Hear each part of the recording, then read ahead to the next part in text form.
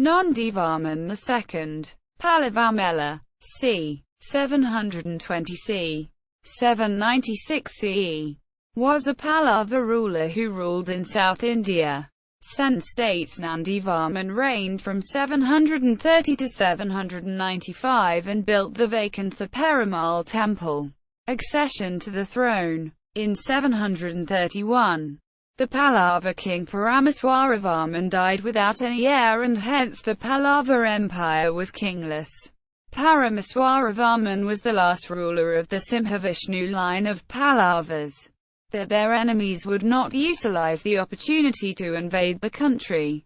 The military leaders, Dandanayakas, scholars and representatives of mercantile and peasantry formed an entourage and undertook a long journey to reach the kingdom of Kambojadesa, land of Cambodia, modern-day Cambodia and Vietnam, ruled by a certain Kadava Saharivarma, who stemmed from the Pallava lineage and was sixth descendant of Bhimavarman, the brother of the great Simhavishnu.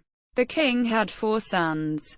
The first 3, Kshatriyamalla, Sangramamalla and Rajamalla, declined the offer. The last one, by name Pallavamalla Paramaswara, also known as Nandivarman, who was then 14 years old, accepted the request. Nandivarman's becoming a king at such an early age is referred to in many inscriptions and contemporary literature, referring to him as the one of strong arms who got the kingdom at a tender age, or the one who became king at an early age.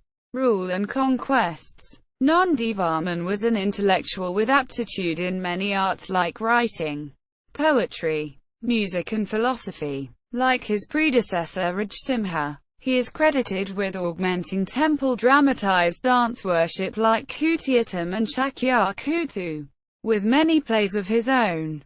He is known to have composed the same in Tamil. Also, as can be seen from the poem Nandikalimbarkam that celebrates his erudition in Tamil, while also hailing his great conquests.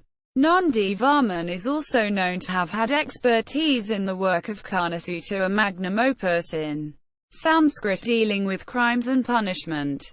The Alva Sant Tirumanga Alva, who was a contemporary of this Pallava, also dedicates several verses in his Divya Prabandham to describe successful wars at Thalaru, Nellai, Tirunelveli, Urayur and Karur and Kalikottai, Kozhikode, of Tamil Chera Kingdom in Kerala. He is also known for his good looks and liking for training in gymnastics. Nandivarman inherited a kingdom that was made strong by the efforts of his illustrious predecessors like Paramaswaravarman and Rajsimha, the Deccan enemies of the Pallavas, who had for long been at the receiving end from successive Pallava kings, used the opportunity resulting from the anarchy and seem to have attempted to march against the Pallava kingdom. Nandivarman, then only 13 years old, was not equipped physically and mentally to command an army, nor was he allowed to take to the battlefield as per war rules, and thereby the naturally imperialist Pallavas for the first time in their illustrious history made a tactical wait-and-watch.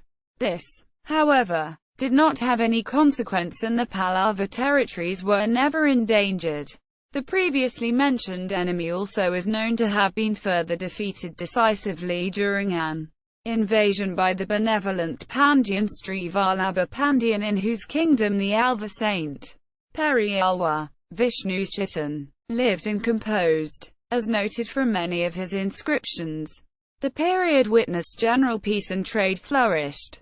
The poem Nandikalimbarkam, which informs us of his great servitorship to Saivite tradition, also says that ships from far-off continents, loaded with great wealth, creaking to the point of breaking, sailed into the kingdom regularly. Nandivarman was successful in defeating many of his foes, who mainly ruled states in the Deccan.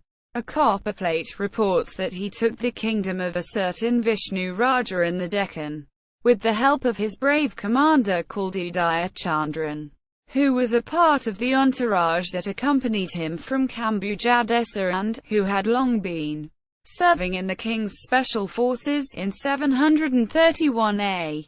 The previously mentioned king had alongside a king called Prithvivyagara Nishadaraja, king of forest tribes, had arrogantly seized the horse let loose by the Pallavas in course of their Aswamedha sacrifice.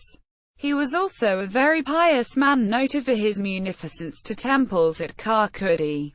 The temple still bears his name as Uyakondan Tirumalai and is mentioned in Tevaram hymns. Then Ainur and Paramaswara Vinagaram in Kanchipuram.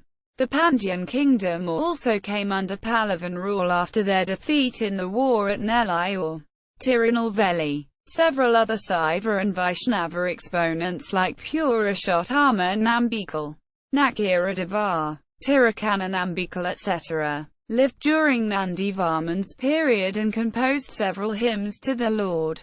A temple for goddess Bhagavati, Durga, was built in Nagarkoil by Nandivarman, and this shows that the Pallavas reigned supreme in the south during his period. He died in 796.